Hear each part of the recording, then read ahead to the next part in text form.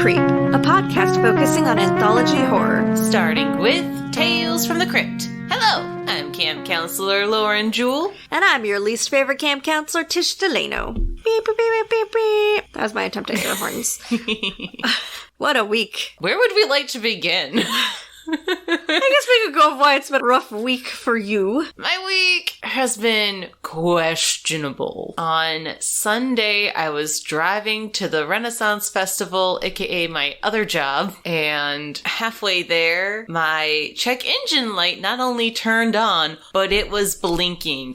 So I called my sister. Shout out to you, Megan. I don't think you listen to the podcast, but whatever. I still love you. She was like, you need to not drive it. And I was like, that's not really an option at the moment. Yeah. But she told me where to take it to, and then I had a whole plan. My friends Cal and Kat oh so kindly agreed to follow me home Sunday night after fair because they live nearby-ish. And they were just going to make sure I got home safe, right? Super cool. And then it got stuck in the mud instead. Classic. Right. New plan, they took me home, and then they even oh so kindly picked me up that next day on Monday, so yesterday, drove all the way back to fair.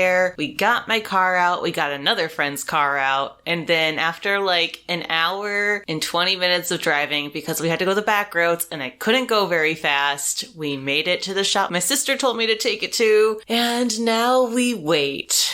And then I took you to work this morning. It's true. Because I needed an excuse to get out of bed. Wah, wah. Hey, it worked out, and I very much appreciate you. Hey, no problem. I appreciated the reason to get up. So I am in between jobs. I left one job and I am waiting for the next job to start. I do have a job, but because they are creating a role for me, it's taking some time before we can get started, which is fine. I needed a break, but also I forgot what I'm like when I'm unemployed. Oh, I turn into a lump. And if I'm not careful, I will sleep all day and wake up at 2 and be like, oh shit, I need to make it look like I did something. Hopefully Steven doesn't listen to the podcast. Hey, Steven. I don't think he does. Just kidding. I get up every day and I do stuff. It's just really hard, the temptation to just lay in bed. And if I lay in bed past like 9, I will blink and it will become 11. And I will have no idea what I did for 2 hours. Like, stared at the ceiling maybe, thought about things that I can't remember. Who knows? So yeah, I'm just feeling very tired in general, but I will say I did have a good day on Saturday. What'd you do on Saturday? I went to Lansing, which if you're not from Michigan, that is our capital. But I went to go visit our friend Tisha. She has a shop in Lansing called Thrift Witch. It's super fucking cool. You can't see it. I don't know if you can hear me. Yeah. So I'm wearing a fuzzy leopard print sweatshirt that I got from Thrift Witch. This was what I wore in the late 90s and early 2000s. So of course I snatched it up. I also got some other cool stuff because Thrift Witch has vintage, really cool thrifted finds, kitschy stuff, art. There's other vendors. You can get everything. Very unique stuff. So we went there. I checked out a new shop that opened up in Lansing called Grave Danger. Yeah, and you said that their grand opening is this weekend, right? Yeah. We just happened to drive past it, and it was their soft opening, so it was really cool. Brand new shop owned by a very nice couple. They have toys, vintage kitschy toys. They have VHS tapes and DVDs, and they have a beautiful horror display. So yes. And they had the pink Ouija board.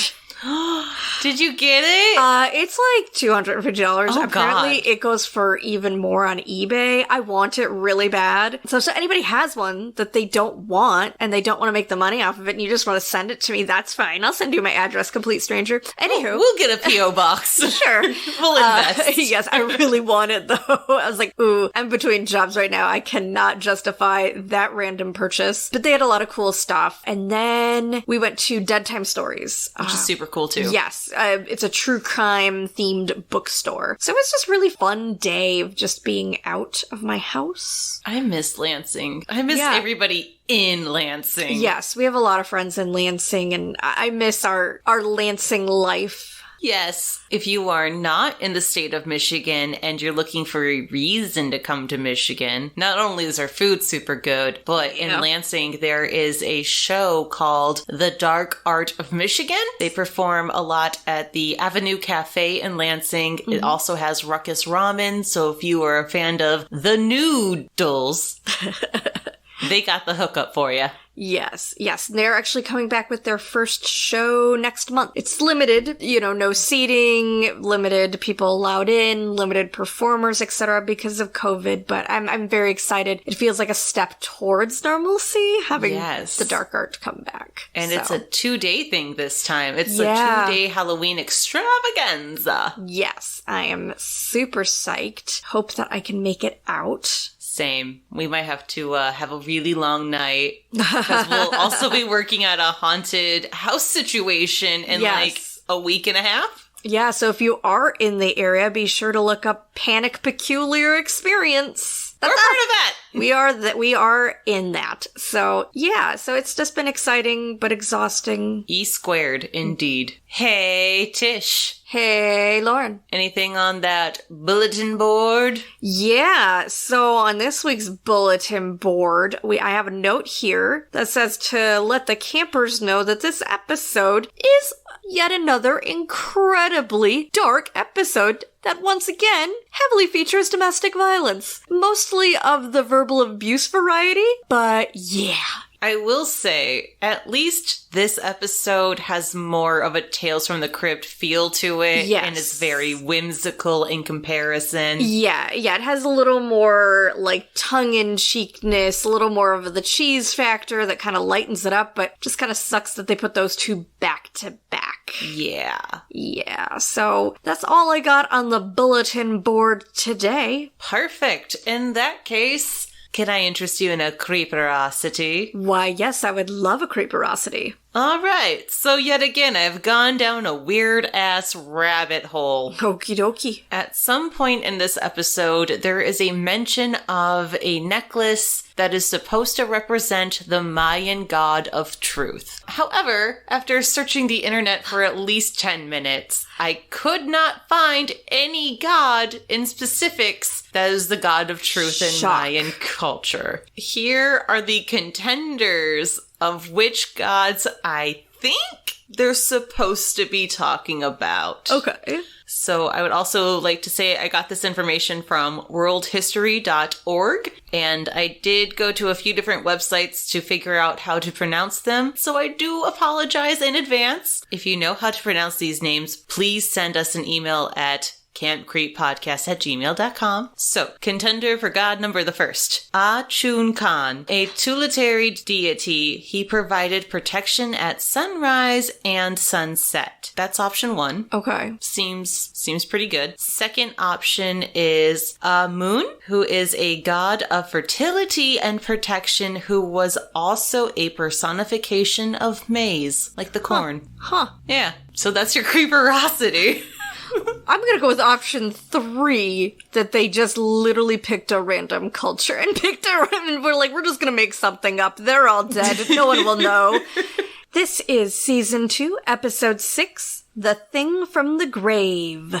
And this is your synopsis. This episode of Tales from the Crypt is based off of the 22nd issue of the Tales from the Crypt comic. Life for model Stacy isn't always picture perfect. Her manager boyfriend is extremely controlling, and it's spiraling out of control. After meeting photographer Devlin, they take a shot at love, and we get to see how it develops. Hey-o! Shenanigans ensue, and everybody gets what they deserve. So this episode opens on the Crypt Keeper having some private time? Yes, the Crypt Keeper is reading a magazine called Play Dead. A play on Playboy. And here's the thing. I really want to know which of our photographer friends we can convince that we have to recreate this, because it's both of our aesthetics. And when the Crypt Keeper gets caught, he says, Oh! And I will argue this because on everything I watched this episode on, like on the DVD too, it says in the subtitles, oh. No. The Crypt Keeper fucking said ope. And he understands big ope energy. And this is the new hill that I will officially die on. I support you on this hill. I love the amount of attention that was paid to creating this fake magazine. So good. It features the ghouls of the Big Ten, because the girls of the Big Ten used to be a big Playboy feature. And up top, and I couldn't see it clearly, and I don't know if you could, at the top of Playboys used to be the names of like the celebrities that they interview or feature in the magazine, and the only name I could make out was Shirley MacLaine. Who is Shirley MacLaine? Oh, I'm sorry. No, it's okay. You're a baby. I understand. She's a very, very famous actress. So Shirley MacLaine is most well known for Terms of Endearment, Steel Magnolias, Two Mules for Sister Sarah, which is my favorite Clint Eastwood movie. But also Shirley MacLaine is big. She's very quirky. She's big into the whole past lives and psychic phenomenon. So I think she would totally be down to do an interview and play ghoul. Or play dead. Play dead, yeah. I also thought it was play ghoul for the longest time. Like, they're both very good names. Yes. But I love that he calls it a ghouly magazine instead of a girly magazine. I dig it. I dig. Like a grave. So then we cut to the episode. We open on a very beautiful, classic convertible driving down a dead-end road with a very nerdy-looking guy behind the wheel. So this guy is Devlin Cates. So Devlin pulls up to this cabin in the woods where there's a guy standing out front in a trench coat with his back turned. Not a red flag at all. This is fine. Everything's fine. So this guy that Devlin is meeting is Mitch Bruckner. Devlin jumps out of the car and he's screaming, "Where is she? Is she all right?" Bruckner says, "Yeah, she's fine. I can't say the same about you, buddy." And then he shoots him in the shoulder. "Oh, is that the shoulder she used to cry on? Or was it the other one?" And they shoots him in the other shoulder. Right. And the dude luckily has the adrenaline enough to run away. Unfortunately, he seems to run straight into a trap. So Devlin just happened to fall in front of a giant open grave that Bruckner has dug for him.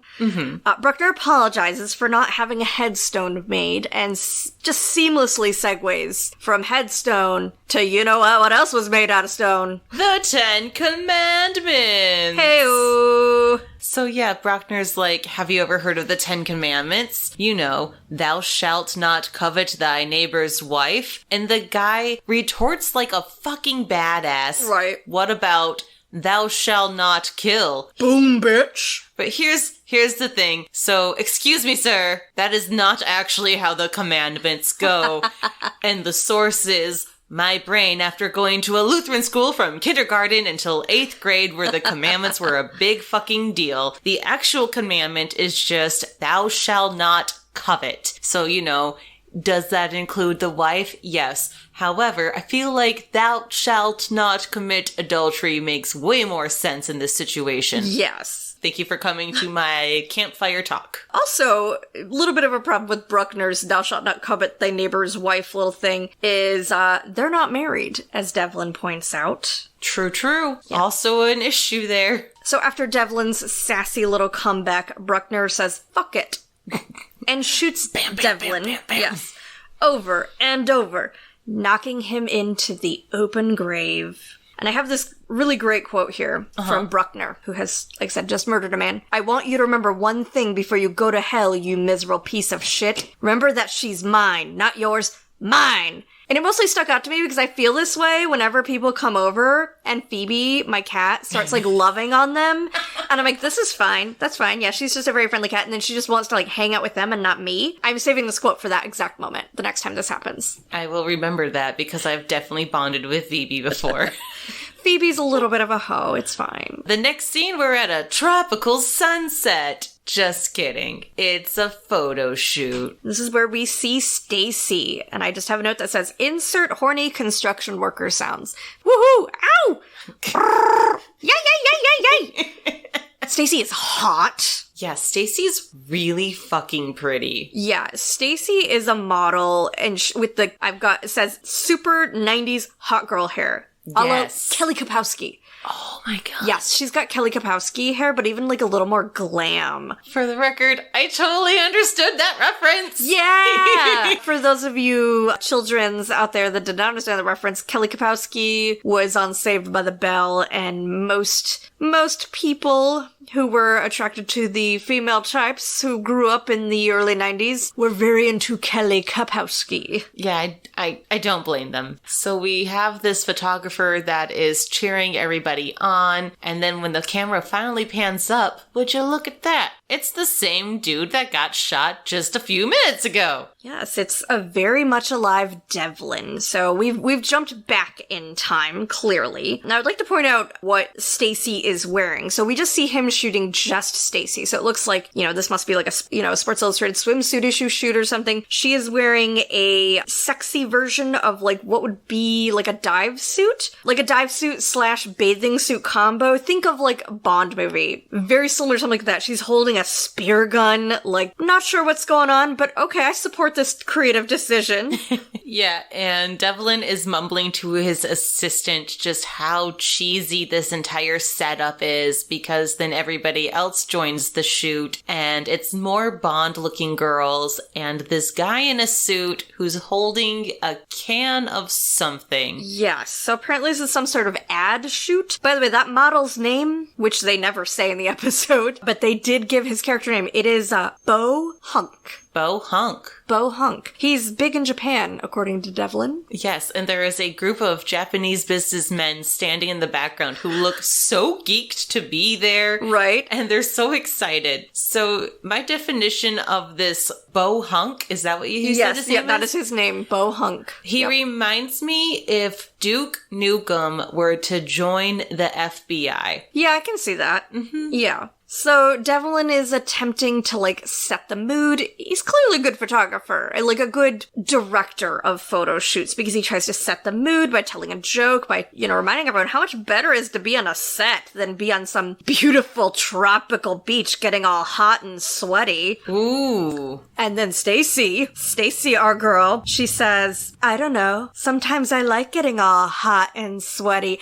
Damn, Stacy. Ooh, Stacy got game. Yeah, she's trying to get a swerve on, and Bo Hunk V-blocks her. Oh, Bo. Bo. Bo wants to know, super important question, if he can hold the can in the other hand, because he feels it would work better for his character, because it would make it easier for him to party down. Oh boy. That is all you need to know about Bo Hunk. And then enter Mitch Bruckner. Yeah, so the shoot itself is going pretty decently, but then you can see Stacy's face fall because standing behind Devlin is Bruckner. So he waltzes right into this shoot like he owns the place. Then, while Devlin is shooting, walks right up to Stacy, who, literally, she looks like she wants to crawl out of her skin. Mm-hmm. Don't blame her. But yeah, he just walks right up to her, middle of shoot, and starts talking to her and whispering to her. Super unprofessional. This is just one of many really unprofessional things that he does. And you find out that he's her agent, so truly the most unprofessional modeling agent I've ever seen ever. I hear you have a list. I do, of his incredibly unprofessional behavior. One, he interrupts their shoot just to go and harass Stacy. Then he tries to bait Devlin into openly shit-talking Bo Hunk while he's shooting him. Right fucking there. Like, he can hear you. Yeah, he's not being quiet. He's not whispering. Then he starts commenting loudly and just kind of grotesquely. Yeah, skeezy, very skeezy, about how hot Stacy is. And it's like, bro, she's trying to work. Like, keep that thought to yourself, okay? Then, Bruckner tries to direct Stacy. He's like, turn this way, turn 3/4, shows your butt off better. And it's like, bro, not your job, not your shoot. You're not the photographer, you're not the art director. Like, gonna need you to take a step back, okay? So, Devlin here is trying to be so professional and so chill. But goddamn, this Bruckner fellow is a piece of fucking shit. So Devlin's like, who are you exactly? And Bruckner says, I'm Stacy's agent, and also BT Dubs, I'm her fiance. And Devlin is trying to stay super professional and calm, and he's like, hey man, she really wants to do you proud. How about you go get yourself a coffee? Oof, if that was not the wrong thing to say to Bruckner. Yeah, Bruckner reacts like a very rational person and proceeds to lose his shit. And he tells Devlin to lube up his camera lens so he can shove it up his own ass and take photos of the inside of his own asshole. Is Bruckner secretly red from that 70s show? Oh, that would be great. We just want to make a note here to any uninsured campers. Camp Creep does not support this as a valid alternative to getting regular colonoscopies. Okay, we just want to put that out there. So Bruckner storms the fuck out of there, and Devlin is trying to keep everybody else calm, and he notices how awkward everything's gotten, and the Japanese businessmen are just standing there like, we don't know what's happening. Right. And Devlin's like, oh, I love that guy. And this is the part I noticed tonight when I was watching it. So the camera is showing the businessmen, and they're just like, yeah, okay. But the one on the bottom left corner is just shaking his head like, no, this is not okay. He's like, this is some bullshit. So Devlin gives everyone a 10-minute break. The right thing to do after something like that. So Devlin uses that downtime to counsel poor Stacy. And she is exhibiting the classic signs of someone who is in an abusive relationship. Making excuses, feeling ashamed as if his behavior is her fault. And then Devlin goes all white knight. Yeah, he points out just how much of a ticking time bomb that Bruckner is, which he is. He is correct there. Yeah. But then he goes a step above and offers her the spare key to the studio so that she can escape anytime that she needs to. Because he has, quote unquote, a spare bed. Okay, listen, I have heard that before. Every time a guy's like, oh, you can stay at my house, I got a spare bed. And then you show up and it's like, just kidding, I have my bed. Do you want to sleep in this with me? No. The couch is awfully comfortable, though. I'll just sleep on the floor. It's fine, I guess. Yeah, he pulls the classic quote-unquote nice guy move. Like, he was doing good, like, being a genuinely nice guy until it became clear that he was like, come on over to my place. You can stay in my spare bed. Also, I have TV.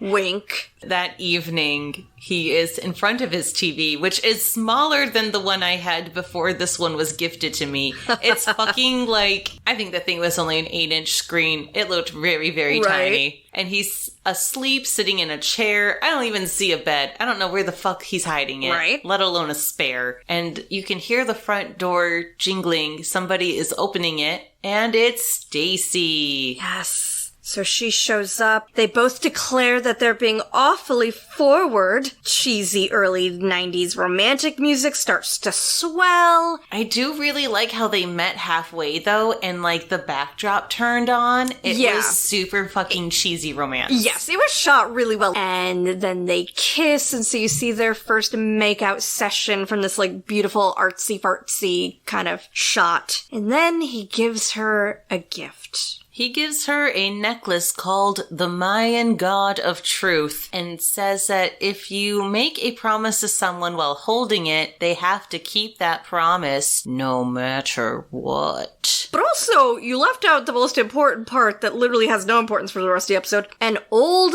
blind lady, and that is a direct quote, an old blind lady gave this to him. What? Yeah, I wonder if there was supposed to be, like, more to this. I don't know, because, like, this, like, when the whole monologue where he gives her this necklace and explains it is literally the worst dialogue I've ever heard. It's so clunky. It's as clunky as that necklace. Heyo! Also, like, they literally, like, this is the same day. He's still wearing the same clothes from the shoot. So he literally just met her however many hours ago, and they're making out, and he's giving her a necklace. Like, what? What is happening? Yeah, I almost wonder, like, maybe they've actually met each other before a few times on different projects, but this was the first time that, like, Bruckner showed up? I don't know, because like they did not seem to know each other. Like I feel like I'm gonna work with the context we're given, and like nope, he's just trying to mac on a complete vulnerable stranger. So Stacy accepts the necklace, and Devlin puts it on her. As he's adjusting it, he shifts her shirt, and you can see a bruise on her clavicle. And when she realizes that he's seen the bruise, she runs away, and she declares that it's over with Bruckner. It's all over. And she only stayed with him for so long because she felt that she owed him something. And frankly, she's scared to break it off with him because he's a controlling, abusive D-bag. That was I added in that flourish.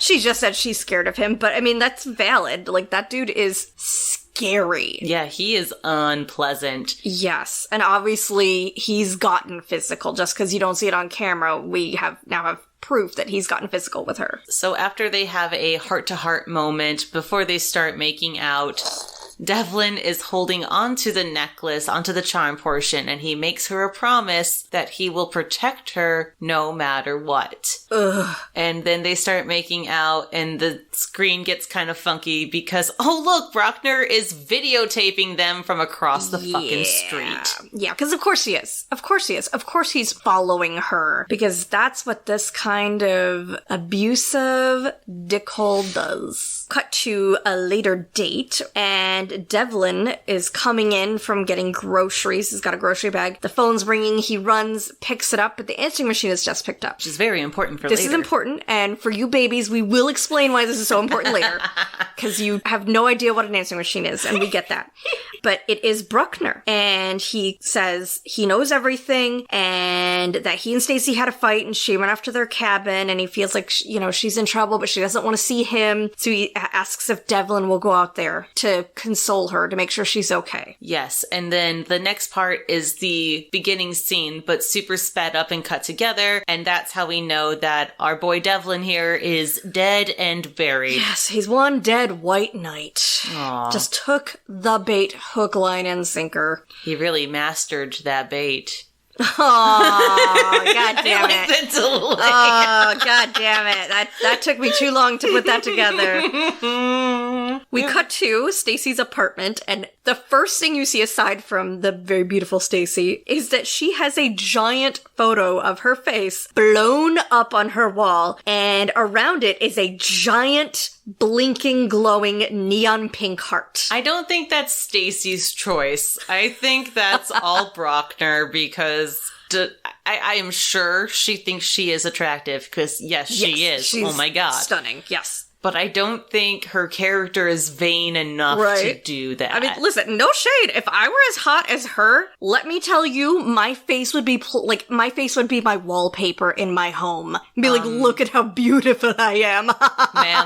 Ma'am. Yes. Have you seen yourself? Because you should do that. Oh, thanks. I did finally frame a photo of myself, one of my modeling photos. I'm very proud of myself. So Stacy is on the phone, and she looks super fucking worried, trying to figure out where Devlin is, and Bruckner catches her in a lie, because I kind of want to give him points for creativity, but I also fully acknowledge that he is indeed a super shitty person. Yes. But the way he catches her is making a comment like, oh, I know you two are together. You said you were out with your girlfriends the other night. And she says, were you following me? And he's like, nope. Yep. I was just testing you or whatever. And I was like, ooh. Yeah, that's a classic. That's a classic way to catch somebody in a lie. Good one. Yes, and we find out that Stacy has been trying to call Devlin for 6 days. Now, remember, we didn't have the term ghosting in the 90s, so we didn't really have a word for it when somebody just dropped off the face of the planet and stopped returning your calls. We also didn't have cell phones or social media, so literally all you could do was call their house phone over and over. And hope they didn't have caller ID. Star 69. Oh man, nothing was worse than like calling a guy like a million times and then him being like, so why did you call me 20 times? And you're like, oh, that wasn't me. That was my mom. That was my mom. Not me. I'm not intense like that. I don't like you that much. Oh my god, Bruckner. This scene is so manipulator one-on-one. He turns himself into the victim because he's such a fuck up. Oh, he just Ugh, he knows he did wrong, and Stacy just deserves so much better. Wah, wah, wah. Punch this guy into the sun. But, he loves her so much, and he really thinks that she needs to consider giving them a second chance, which is probably more like a 10th chance, right? Just a guess. He starts suggesting that Devlin maybe just used her and moved on to another model. I mean, he's a photographer after all. They're all just 8x10s to him. Barf. Gross. But Stacy ain't no fool. No, Stacy is trying very hard to defend Devlin, thinking something happened, and gosh, is she right. And eventually, Bruckner agrees that he will let her go. Whatever the fuck that means. That would be a lie. So Bruckner then puts his hand on her shoulder and leans in to kiss her. But you can see her flinching, and it was such a small, micro moment that I'm like, God, I know we're gonna cover this in Who's That Ghoul, but I fucking love Terry. Yeah, she's a great actress. So next we cut to Detective Stacy at Devlin's studio. Seriously, I was like, I am so proud of Stacy right now. Like, this character is not a dumb model. She has the key to Devlin's studio. So she goes there to investigate. It is very clear that he left abruptly. Oh yeah, the grocery bag is still sitting on the table with the phone and the answering machine, and I am sure something is rotted in there. Yeah, I heard her pick something up and it's like dripping and gross. So it's clear that has been sitting there for days. And then Stacy notices there's a message on the answering machine. And she clicks play. Yes. So here's the deal. If you didn't grow up with an answering machine, we're going to just educate you for a minute. If you picked up the phone while somebody was leaving a message. Sometimes, more advanced machines would cut off the recording, but not always, and the lesser advanced machines would just literally record your call. Mm-hmm. And this is old enough that I think that was on an actual tape. That's really cool. Yeah, the last answering machine I had was a digital one, but yeah, up until then, they were little tiny cassette tapes that recorded on. I do remember that. We had one before we moved from our first house in Flint to the second house in Flint. And I remember being very confused when it was all digital. Digital.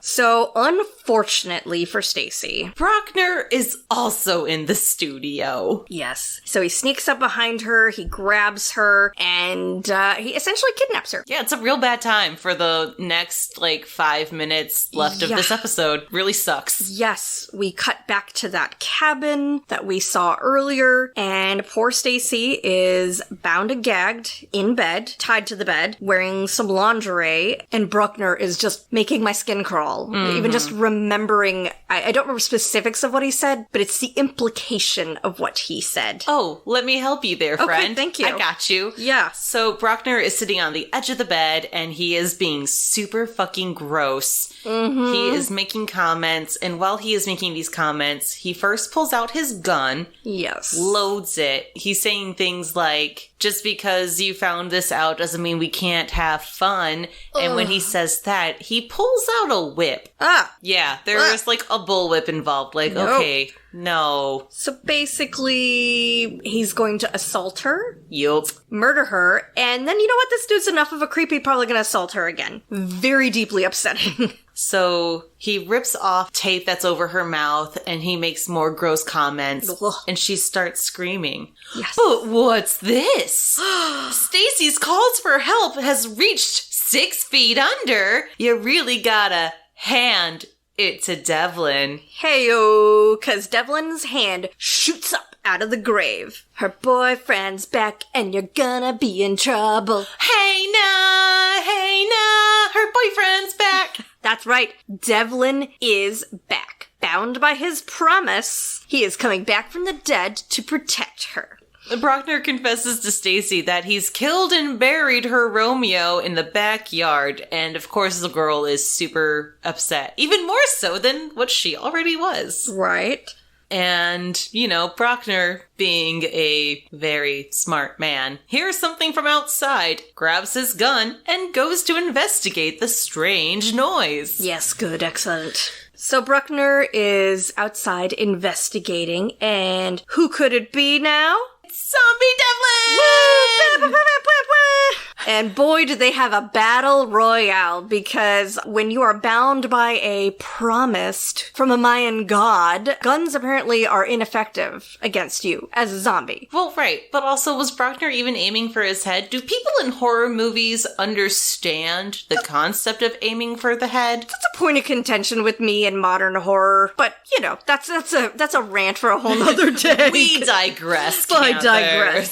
So, yeah, they battle it out, and shocker, zombie Devlin wins. And the first thing he does, oh, I enjoyed this. He picks up a shovel and he cuts off Bruckner's fingers. Well deserved, well deserved. Bravo, sir. Bravo. I also love that Bruckner falls into the very same pit that Devlin just got himself out of. Yes. And Devlin crawls back inside and starts to bury Bruckner alive. And then Stacy manages to free herself from the bed and runs outside just in time to see all of this going down. And that's it. Yeah, the episode just ends with zombie Devlin and Bruckner buried alive and Stacy free. And yep, we're back at the crypt. We are back at the crypt. I want to know what else happens. Right. And the Crypt Keeper is still reading his ghoulie mag. I will say, I was very disappointed that there were no masturbation puns. Because listen, this was on HBO. They could have. They could have. They've had boobs. They've had man butt. Like, they totally could have made some masturbation jokes. For God's sakes, the last episode was so violent. Like, come on, you could show that level of violence against a woman, but you can't tell a masturbation joke? Come on. Come on. You owe us now, HBO and Tales from the Crypt community. You owe us. Right. Not that I'm saying I want the visual of the Crypt Keeper whacking off in my head, and now that thought is forming. Well, that's upsetting. Let me ruin it more for you, because Rule 32. Oh, God! I want it in my life. Somebody make it happen for me. Oh, Jesus, please don't. Or just send it to her, not me. No. You have my full blessing to slide into my DMs on Instagram. You can find me there at Jewell_, but only for fan art of the Crypt Keeper. I guess she wants fan art of the Crypt Keeper jerking off. So there you have your mission, campers. I'll accept any fan art. Okay. I specifically only want Crypt Keeper feet fan art. I want to make a collage on my wall. Oh my God, yes. Anyways. Anywho, wow, that went off the rails real quick.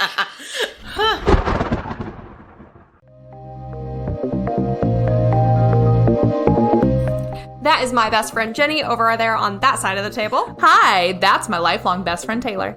Are you into ghosts, aliens, or murder? If you are among friends, because we love talking about terrible things too. It's why we started our podcast, A Little Bit Grim, where we would talk about the paranormal, true crime, folklore, conspiracies, cults, disasters, and every other heinous thing that could happen to a person. It's a little bit spooky, with a little bit of comedy mixed in. Honestly, it's all just a little bit grim. And you can find us wherever you stream your favorite podcasts. And you can find us on all social media platforms by searching for A Little Bit Grim. We'll see you there. Goodbye!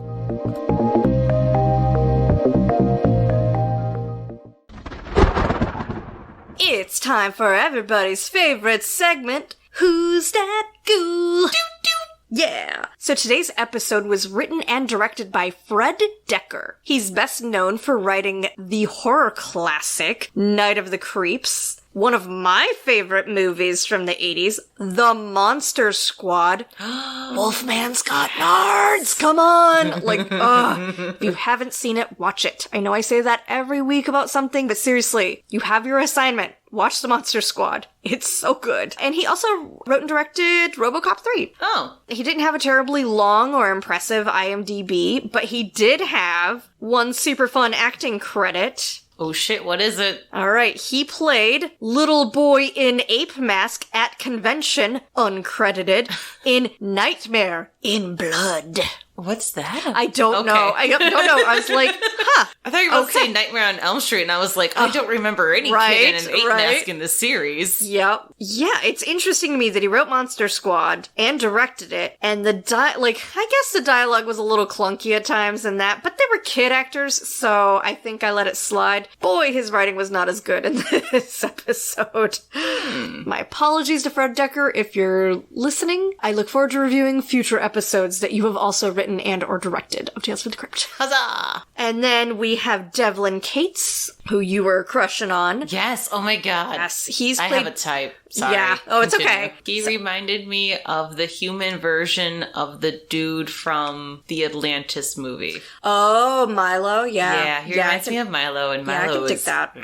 Yeah. So, Devlin Cates is played by Kyle Secor. He kicked off his acting career in 1986 as Brian Bradford on the soap Santa Barbara, and then moved on to another successful 80s show, the medical drama St. Elsewhere. After that, he did some movies like, I don't know, a little gem called Sleeping with the Enemy, starring Miss Julia Roberts. I remember that one. Yeah, it was a scary movie. He was also in City Slickers, and then back to TV with recurring roles on Party of Five, Grey's Anatomy, The Flash, and Veronica Mars. And I had to look it up because I was like, I don't remember him from Veronica Mars, but to be fair, I only watched the first season and the first episode of the second season. But he was her boyfriend-ish's dad. Oh. So if that means anything to you guys, there you go. I stopped watching in the second season because she got back together with that boyfriend and I didn't like him. So I just stopped watching the show. I also think Kyle comes back in 2 more episodes. Yes, he is in, it was like a weird, they're both small roles, but he does come back in future episodes. Dun dun dun! Yes. And next we have Mitch Bruckner, played by Miguel Ferrer. He played Morton in the OG RoboCop, FBI agent Albert Rosenfield in the OG and renewed Twin Peaks series and the movie Fire Walk With Me. He played Lloyd Henry in a little-known 1994 miniseries called, The Stand. Yes, I know, you're very... Yes. Yes, I know you watch that a lot.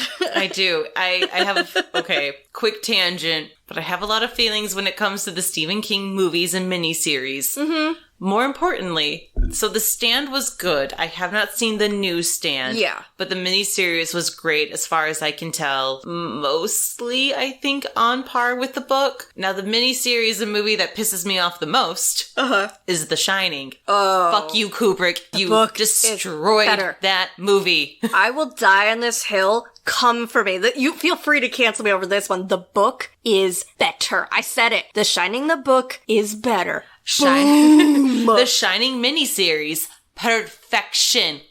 Chef's kiss. Yep. It's so fucking good. But the fucking movie. Yeah. No, we're gonna set it on fire. Right. Agreed. And we're back.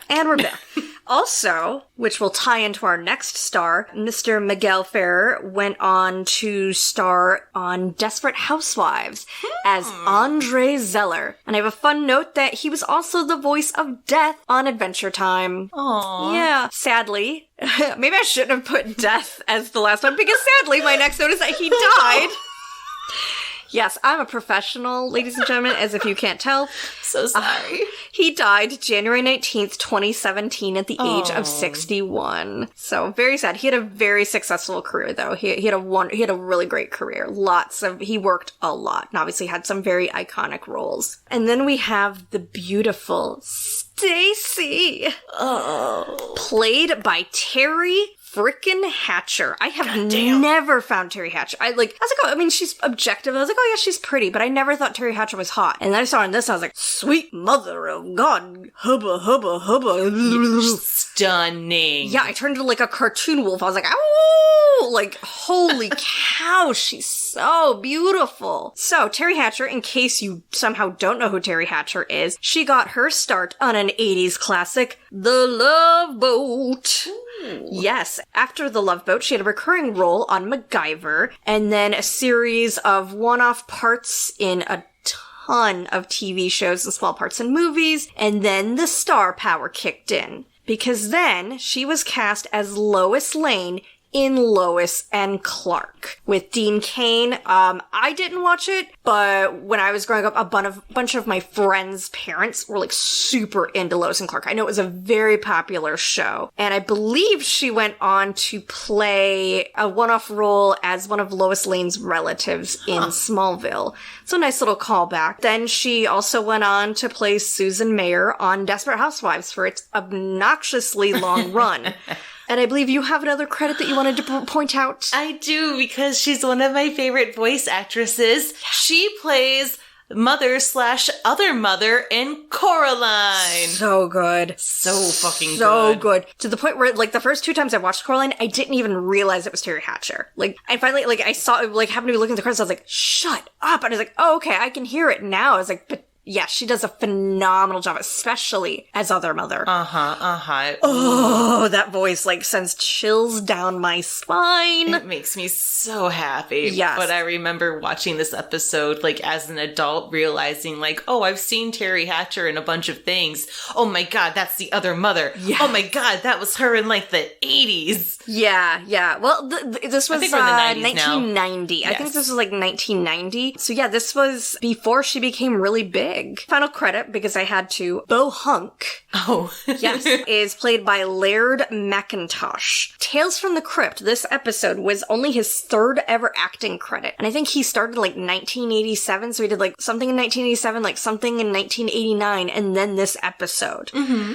And then he went on to have a series of one-off guest roles in a ton of TV shows. Like, he worked pretty consistently, including he was a regular guest actor on The Tonight Show with DeLano, Tosh 2.0, and Jimmy Kimmel Live. You know, they have the little skits and the late night shows. Yep, so he was like one of their regular actors. Like, he was in a ton of episodes on all 3 of those. But he finally landed a major role on a TV show when he landed the role of Christopher on the show The Mick in 2017, which I don't think it lasted very long, sadly. I think it may have made it 2 seasons. So yeah, those were our ghouls for this episode. So, Camp Counselor Tish. Yes, Camp Counselor Lauren. What you think about this episode? I give it 1 severed thumb up. I thought the dialogue, like, it was just not very well written.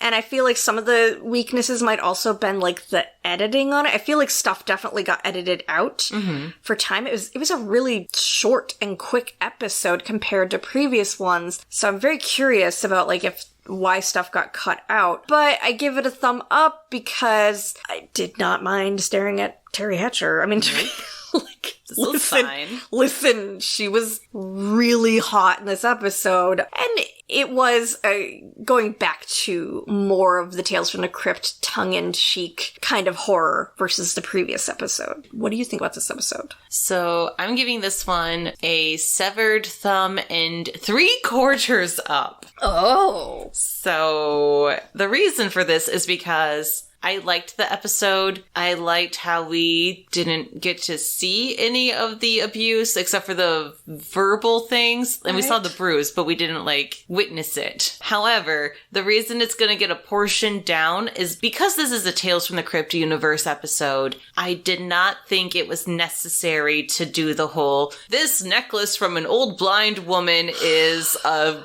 Mayan god of truth. Yeah. No, we could have just had this been a Tales from the Crypt episode where you love this woman so much that you just come back to protect her. Yeah, that was unnecessary. It was unnecessarily, and it was just so poorly, that chunk of dialogue was so poorly executed, and it was, like I said, was the old blind woman, in one of the cut scenes, like, does the old blind woman show up at some point? Like, why was that in there? I'm so confused. Well, then my secondary idea is, I wonder if the reason that first half is cut that way is I wonder if they changed their minds about that route halfway through, but then they realized, oh, they have all these shots of Terry Hatcher wearing this random necklace that they're like, we have to explain this. Yeah, it's just really, he could, like, I would have accepted if he said, my mom gave me this, or my grandmother, or something. Mm-hmm. Granted, then I guess they couldn't have said it was a Mayan thing, because he was very white. But yeah. That's my rating. You stand by it. Mm-hmm. So, campers. That was our episode, campers. Did you like it, campers? We're waiting for your answer. You're You're gonna need to scream louder. I can't hear you. We're gonna pretend that you loved that episode so much that you're gonna jump on Apple Podcasts and you're gonna leave us a 5-star rating and a love-filled review. Yes. Please. Pretty please. And if you want to support us in other ways, you can subscribe to us wherever you listen to podcasts. You can follow us on one of our many social media accounts. On Instagram, The Book of Faces, and The Talking of the Tick, aka TikTok. You can find us at Camp Creep Podcast. And on Twitter, we are Camp Creep Pod. Thank you to Steve-O Dockerson for our fantastical theme music. We love you, Steve-O. So much. And as always, campers, creep it real.